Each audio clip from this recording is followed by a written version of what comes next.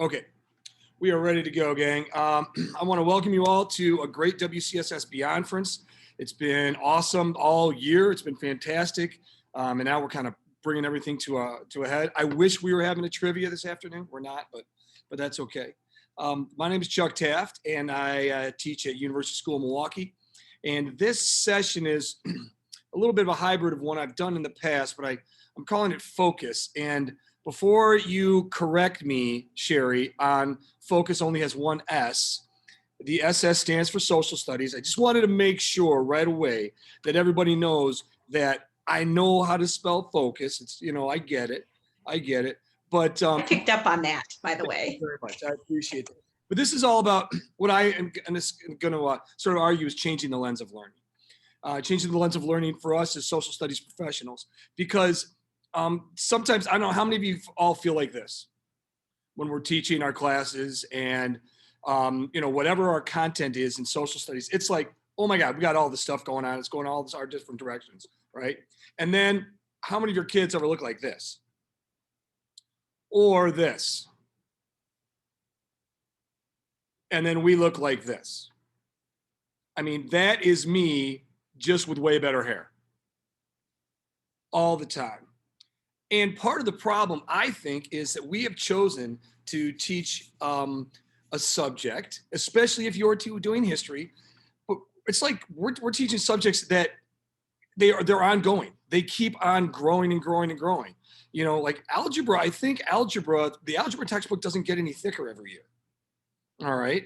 And, I don't think the bio textbook gets a lot thicker every year. Maybe if they do like AI stuff or whatever, or new discoveries. But I mean, we are just loaded with content that we want to and maybe have to teach. I want you to take a look at this.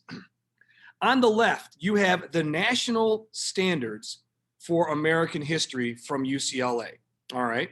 And then in the middle, you have one of the eras with 4 standards. And then one of those standards has 3 other standards, each one of which has 4 to 6 components. Can you teach that in a year? And by the way, that's for 4th grade, 8th grade, and 12th grade. All right. Now just imagine you're doing world history. There's your timeline. Where are my world history friends out there? Give me a thumbs up or oh yeah, I teach world history. Because check this out.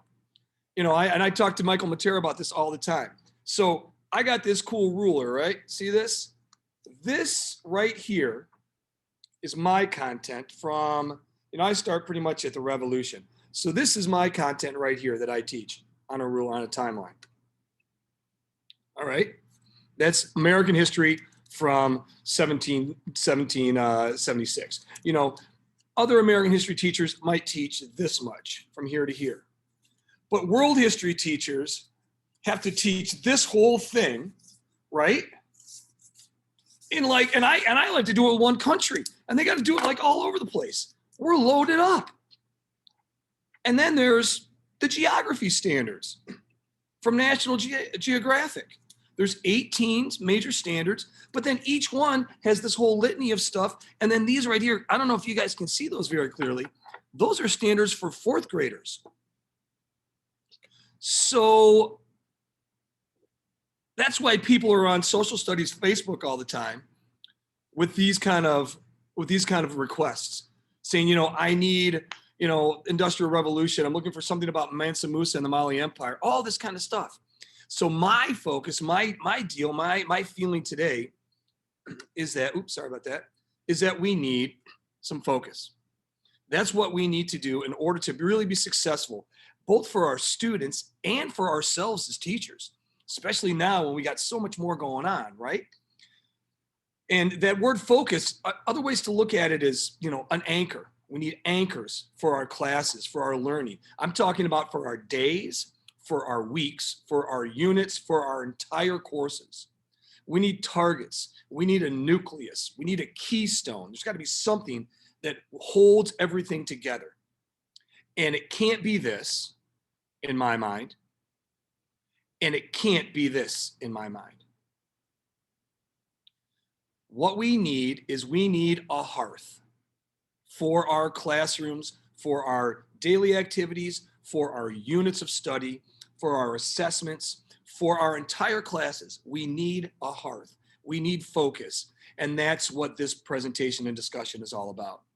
What I'd like you to do is focus on yourselves as well. And so in the chat, I'm going to put in a,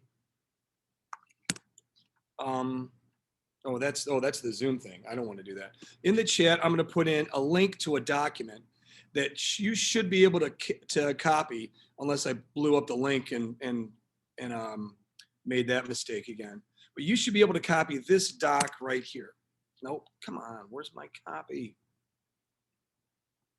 I'll try this. Can anybody open that up and it'll make a copy for them? There's nothing in the chat, Chuck. Oh, because I sent it right to Kevin. I mean, Kevin, can you open it? Now I got it.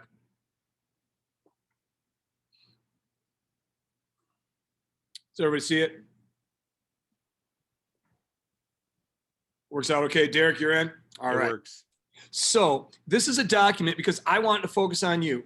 One of my big things is whenever I do a presentation, I want it to be to resonate with everybody who's in the audience and that you get something out of it. Now I'm going to be completely honest with you, gang. What we were doing here, this is not rocket science that we're talking about. This is not, this isn't like groundbreaking thing or information. I think it's stuff that you guys do all the time. It's more like using some common sense and maybe being even more intentional about it. And so hopefully when you are done with this, you've got a little bit of a pearl, because that's what I love. I love making sure that everybody has a pearl that they can go or they can leave the presentation with and put into their classroom right away. The other thing is that I kind of want to take you on a little tour of my room, because I try to make sure that we have focus in my room. So here we are with why does it matter? All right, this is the first thing that I wanted to talk about. And my video that I had totally left. So one of the first things I wanted to talk about is a mantra, and making sure that you can use this concept of a mantra in teaching. There it is right there. A mantra is something that is repeated over and over and over and over. And in my class, now that I'm going to turn this, so that you can read it. What do you think my mantra is in my class that kids hear over and over and over every day? Sam, just give me a guess, Sam. Just give me. Why does it matter? Sam, I owe you a Jolly Rancher on that one because you nailed it and you weren't even a plant, and I love it. But this is my mantra. Why does it matter? Why does it matter? Why does it matter? I have a couple others, but I always do this. I point to it like this. I always do this. That's my mantra. And so in a class, that is what is always going to be the focus. It's this idea of we want to make sure that I want to make sure that things matter to my students. All right. The next, so you can, if you think, does anybody else have a mantra out there? Does anybody have something that they're known for saying or anything?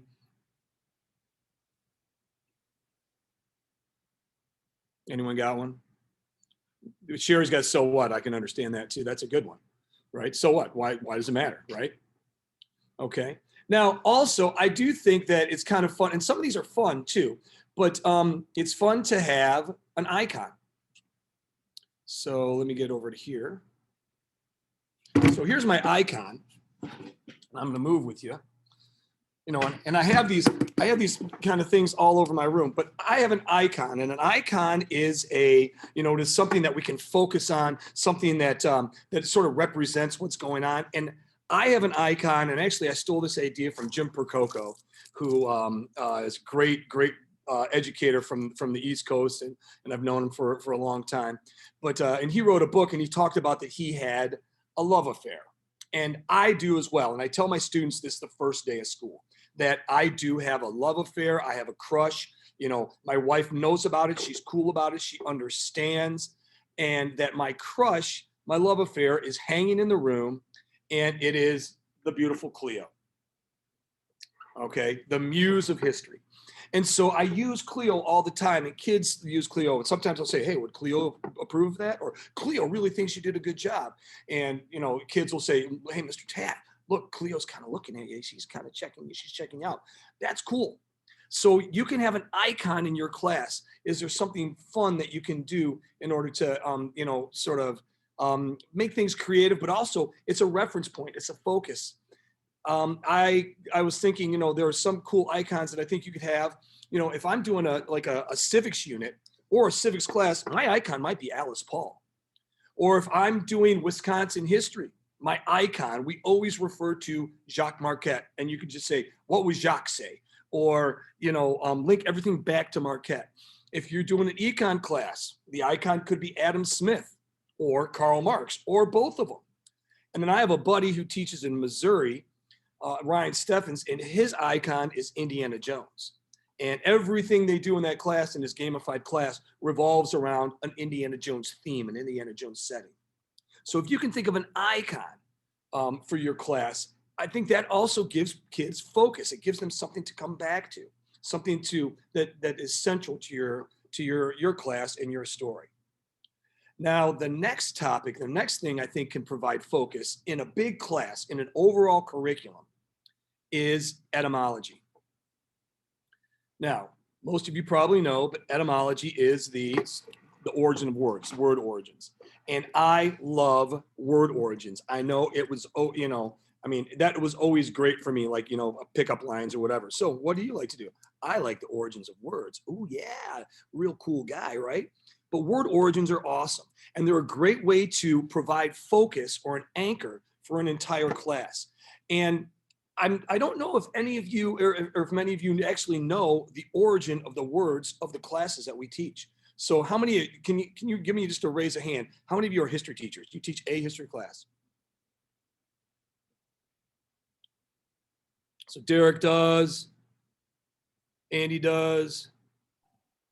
All right, anybody else? John? Does anybody know what the root word origin of the word history is? Does anybody want to guess? Shout it out.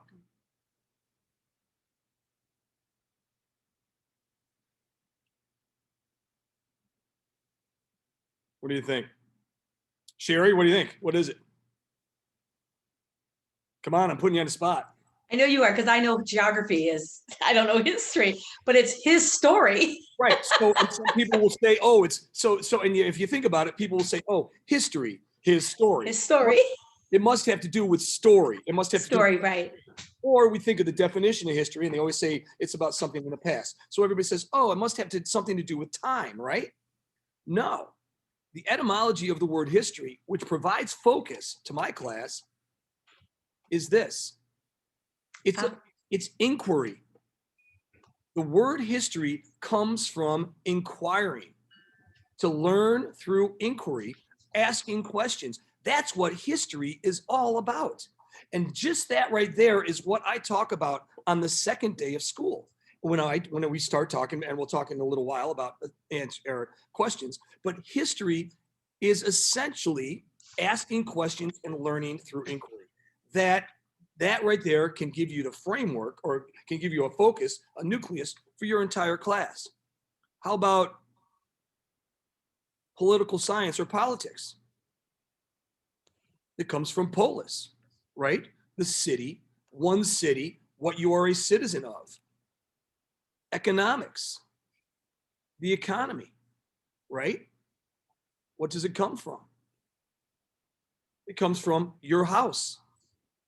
So when we think of your house and you're doing economics, you can think, oh, what do you mean your house? Well, it could be your house like your home. It could be your house like your country. It could be your house like your state's economic system. Sociology. All right. From companion or associate relationships. And then psychology.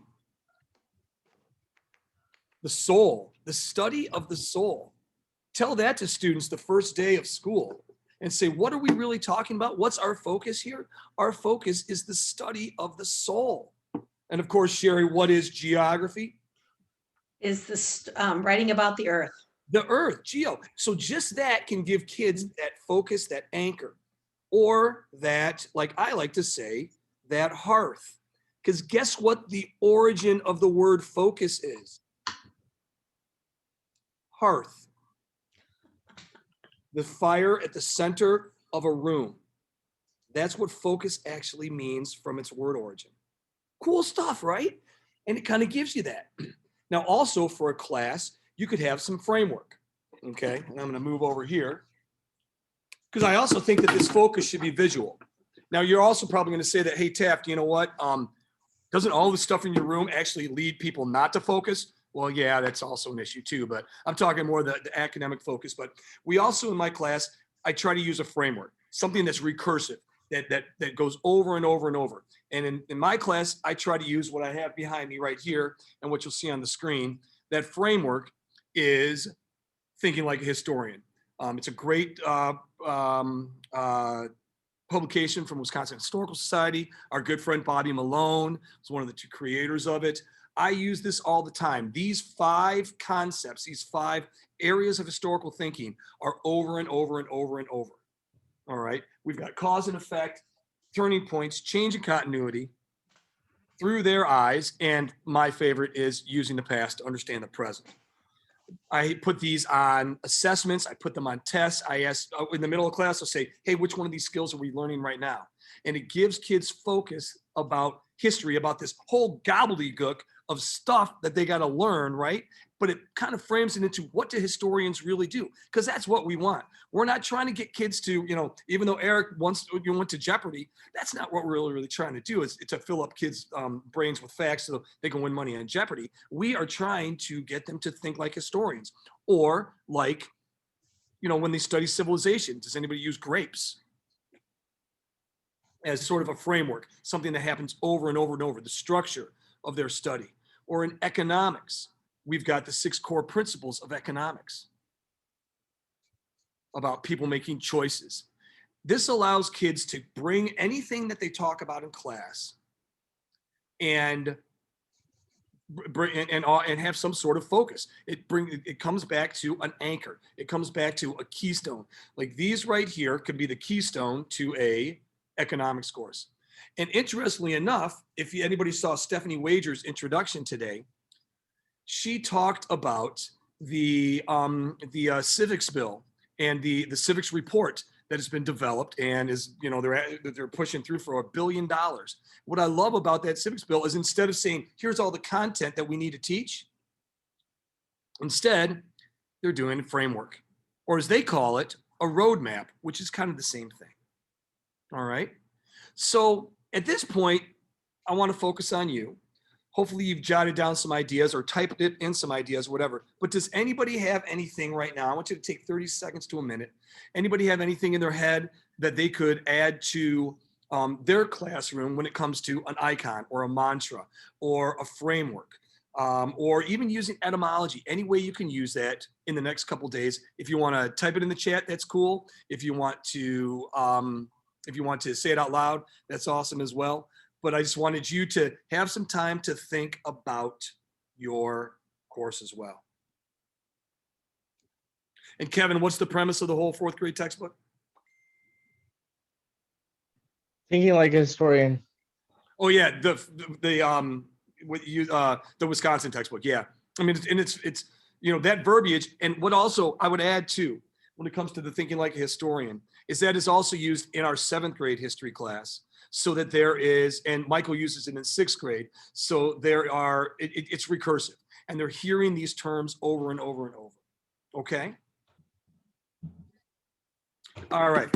Moving to another part of my classroom. I do have another mantra, and that is American history rules. So I got to get it. So actually I got to get it so everybody can see that. Okay. So there's my other mantra, but underneath American history rules is the next thing I'd like to talk about when it comes to focus. And this is questions. I've already mentioned the importance of questions when it comes to history class, and when it comes to the definition of history. It's all about questions. It's learning about inquiry, or learning through inquiry. And so in my class, we utilize questions because we're supposed to.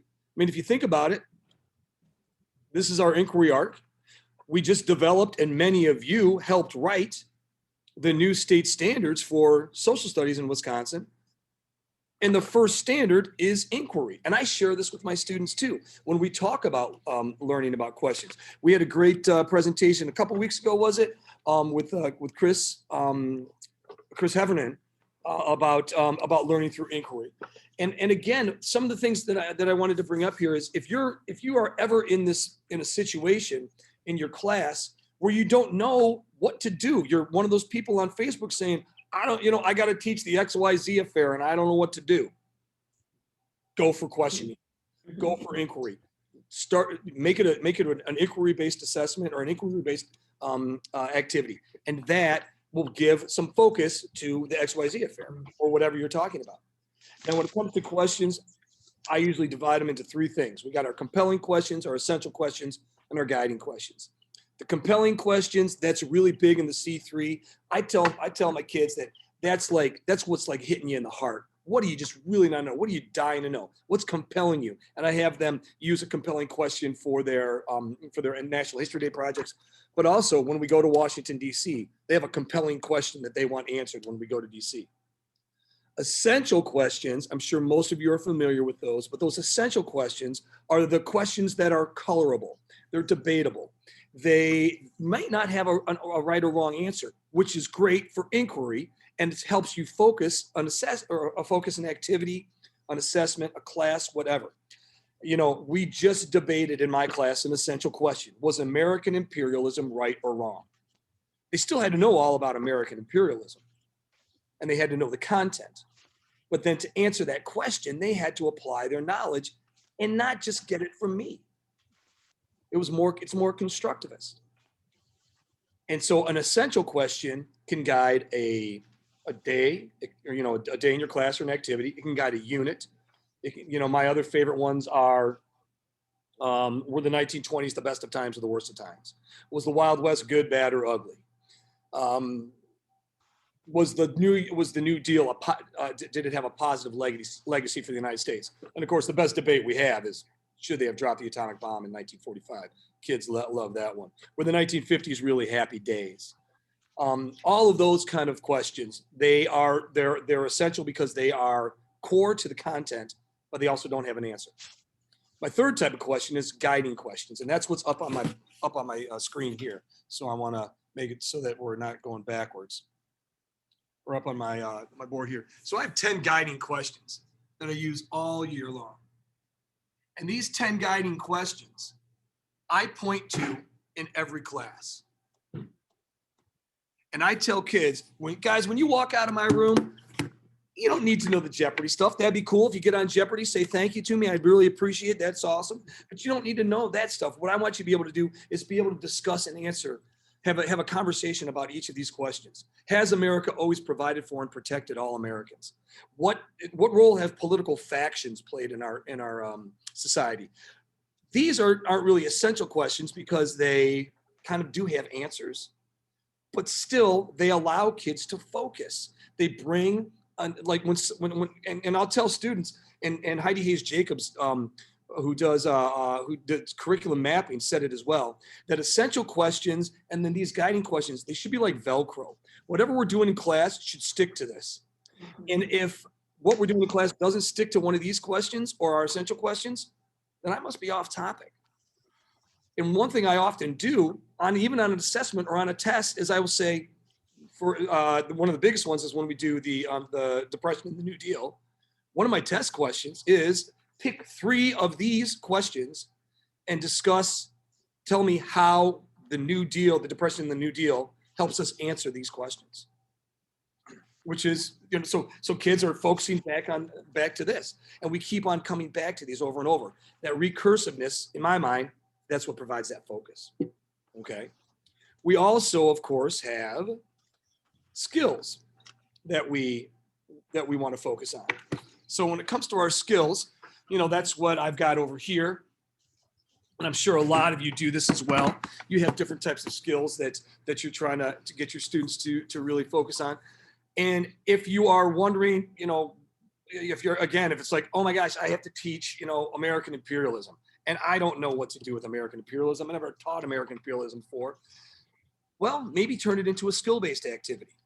A skill-based activity with, there are so many things that we do in social studies skills. It could be looking at reading and pulling out the main idea. It could be offering predictions. It could be visual analysis, which is what I like to do with imperialism before we debate, because we look at it through a cartoonist perspective. And I gave students, we just did this at the beginning of last week. I just give them 12 little cartoons with big ones. There are big ones available online, so they can blow them all up. And they go through, or actually this is 14, and they analyze these 14 cartoons with a partner. And once they've done that, they have to apply them on a big piece of paper onto a spectrum of, is the cartoonist saying that imperialism was right or imperialism was wrong? And then they can use this information and these ideas to help construct their own preparation for a debate. But the skill that they're working on there is analyzing an editorial cartoon, recognizing a comment or a thesis or a main idea.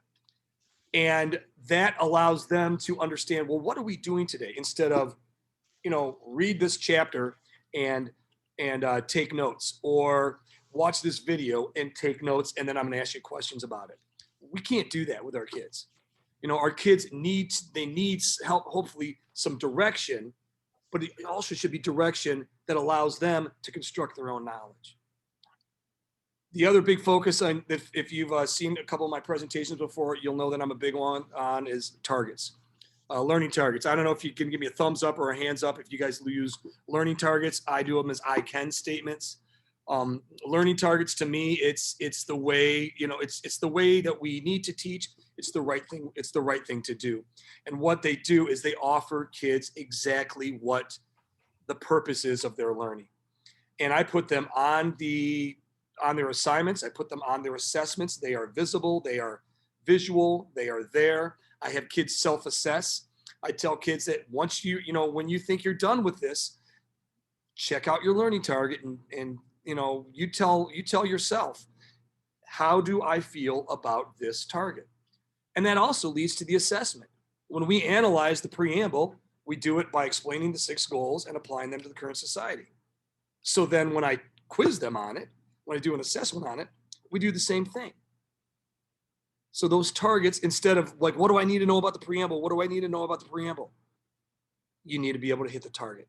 And again, it provides that focus. Okay. I also try to use my learning targets. It's kind of like standards-based grading. So it goes into every assessment that I do, because I'm not a big fan of letter grades. Okay, I'm gonna move over here now. So our next possible focus you can use, and I think you can do this for a single activity in a class, a year-long activity, or a unit activity, or a year-long course. And that is utilizing primary sources for FOCUSS. Okay. I'll give you a couple examples of how I think you can do it in a class. We do Reconstruction. And one of my favorite quotes about Reconstruction, primary source quote, is from W.E.B. Du Bois, who said in his study of Reconstruction, his seminal work on it, said, the slave went free, stood a brief moment in the sun, then moved back again towards slavery. We read that first. And then when we examine Reconstruction, that quote is that primary source is our focus. As we look at how Reconstruction both helped enslaved or former slaves move towards citizenship, towards the sun, or moving back towards slavery. And it's a similar kind of thing where kids write down different aspects of Reconstruction, but they have to put them on a spectrum and explain why it's on there. So instead of just asking, well, Mr. Taft, why are we reading this? What's our goal for learning about Reconstruction? I look at it and I say, it's simple. We are looking at Reconstruction and how it helped and hindered African-American citizenship. But it all comes to that W.E.B. Du Bois quote. And by the way, in case you don't know, that statue on there, it's called Pensive. That W.E.B. Du Bois statue is in downtown Milwaukee. It's a beautiful statue. Another example of a primary source quote that I use to for an activity and to focus, think about the home front. Okay, if you think about the home front on World War II, there are books this thick written about it. And how long do you have to teach something like in the home front? You know, it's like this. So I use this quote from FDR. We are now in this war. We are all in it all the way. Every single man, woman, and child is a partner in the most tremendous undertaking in our American history. And for class, our activity is I divide them up into families. There are dads, there are moms, and there are kids. They dig into primary sources, looking at how the war affected men and how men affected the war, how women affected the war and how the war affected women, how kids affected the war and how the war affected kids. And then the families come together and they respond to that quote or that prompt. Now, it's easy to do this in a history class. It might be a little more difficult to do in something like an economics class where you don't have that historic primary source, but those primary sources don't have to be quotes from people. They could be images. I mean, a primary source in my mind could be a graph. A primary source can be a photo. You can utilize a focused primary source as an editorial cartoon from the time. In this one, it says, were immigrants, beneficial, or were they detriments to society? When we look at the debate over immigration in the late 1800s. And then, of course, we bring it today to make sure that it matters. I'd be remiss if I didn't also, let me switch around here, say that my overall primary source that I use as a focus of class is right behind me here. And so it's the Declaration of Independence. And I use the Declaration of Independence on the first week of school. We read it, we analyze it, and then we always come back to it, not every class, but so frequently, because of a phrase that is used by Morgan Freeman in a video about the Declaration of Independence, where he said the true glory of the Declaration of Independence is our nation's undying struggle to close the gap between the reality or the ideals of this beautiful document and the sometimes painful realities of our society. And so that close the gap, that becomes one of my mantras as well, to try to get kids to realize that, hey, you know what? The United States is a great place, but this document right here, we need to make it more reality, and that's on you, my future generations. One last primary source you could possibly use as a focus, and I think this would be great for geography classes or anything dealing with world culture, and that's an artifact. When I do World War I, I'm gonna have to do World War I a little different this year. I usually build trenches in my room, but I don't know how to do that with social distancing, although everybody would have a mask, which would be good. So I might use just this. This could be my focus for the AEF over there. This is barbed wire from a trench that I pulled it out of a trench in France. And just an artifact, when we talk about the soldiers in World War I, could all go back to this barbed wire. Like, what did this barbed wire see? What did this barbed wire hear? If it could smell, what did it smell? But again, it brings kids to that focus. I know these are mostly history examples. I'd love for you guys to focus on you right now again. And I'm wondering, does anybody have some ideas or some examples of using primary sources or questions or targets in a history class or in a geo class or a social class or a civics class? Can you think of anything that you could share? I'm going to go to the chat too. So Chuck, would I travel? And a lot of us have that opportunity. I've started grabbing sand and dirt from some of the places. Sometimes I wish when I was at the Great Wall, I would have grabbed that piece. I have sand from Afghanistan. So when we talk about Afghanistan, I let the kids just kind of put some of that in their hands. And they're amazed. And then they'll start to ask me, do you think the top? Yeah. They just want to touch it and feel it. Water from the Gulf of Mexico that has settled with sand and was clear once, and now the sand is all black. And we talk about the BP spill, and that we didn't see that in the water when we were there. So yeah, those artifacts that they can touch and look at. Yep. This is Utah Beach. This is Omaha Beach. Yeah. The dirt alone.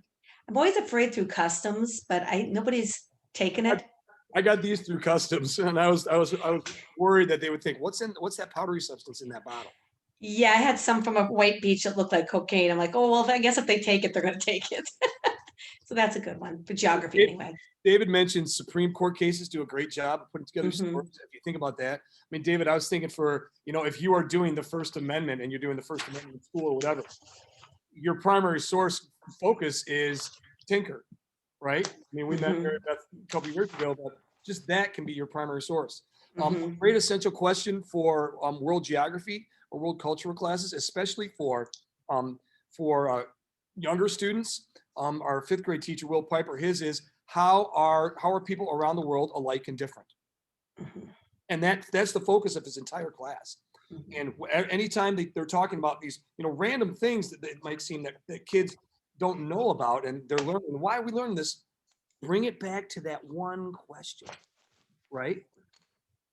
I mean, David, too, you know what would be probably even better for a better focus? It could be the armband or just a black piece of cloth. And it just keeps coming down to, and you can look at any example of student speech, but go back to the black piece of cloth. Okay. All right. I've got just a little while with you here. Hopefully you're getting a little bit out of this. The next thing I wanted to go to is, can anybody give me a hands up or raise your hand if you have your kids do some sort of research project like National History Day, but something similar to National History Day? Does anybody have their kids do a pretty decent, sizable research project? Just looking to see if anybody does.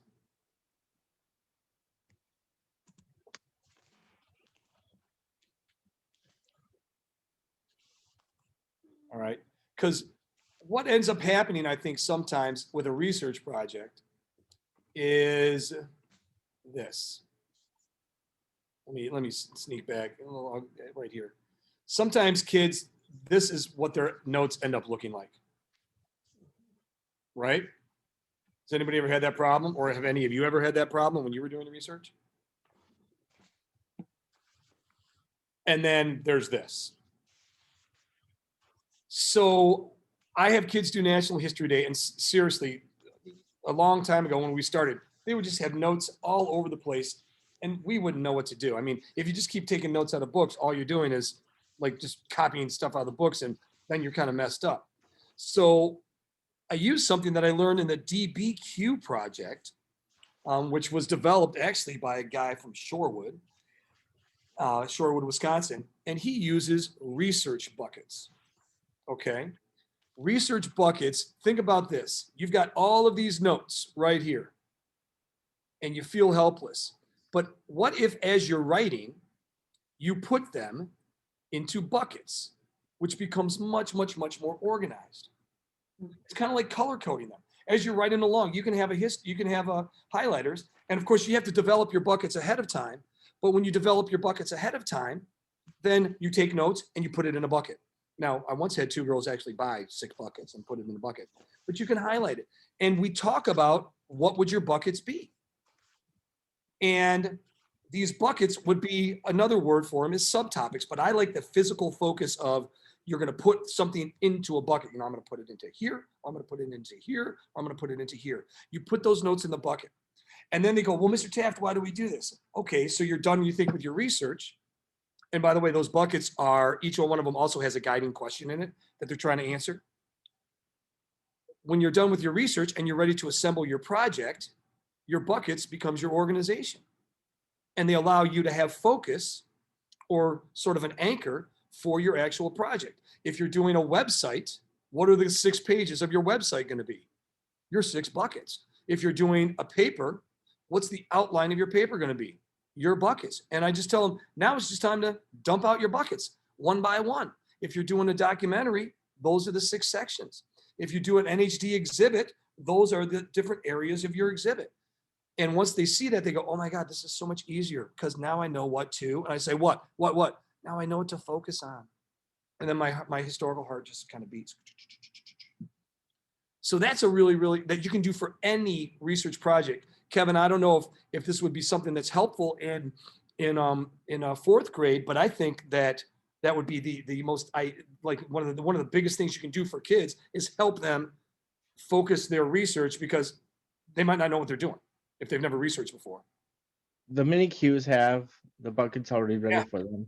Yeah, the mini, and that's where I got the idea, and I applied it to a bigger project instead to a DBQ. The last two topics that I would give you, or last two ideas for focus, I think really revolve around the fact that we want to be student centered, and we want to, that's why we're in this gig, right? And so, and a lot of it is about personality. So I'll come over here. So this is the Taft corner. This is where I have got my stuffs. I used to have a desk, but I had to get rid of my desk for COVID because I couldn't get all my student desks in here. So now I just, sometimes I just came back here and sit and, look at my Detroit Lions stuff. But it's all about personalization. Personalization, I think there's definitely a valuable place for it in the social studies classroom, in any aspect. It can be in history, in gov, in social. I mean, social is, it's going to be about, in psych, you're talking about your soul. But if we can make it personalized or help students make it personalized, it's going to mean more to them. They're going to engage more. They're going to learn more. And there is scientific research that says that if you don't really care about something, you're not going to retain it, and it's not going to be learned. It's going to go in here and then out your pen or out your mouth. And I know we want to cement this learning. And so I do that in a couple ways. This was the first year I did it. This year, this next activity, but I would encourage you to do it at the start of the year. It's called positionality. I've talked about this when I talked about why does it matter, but I had students do a positionality graphic.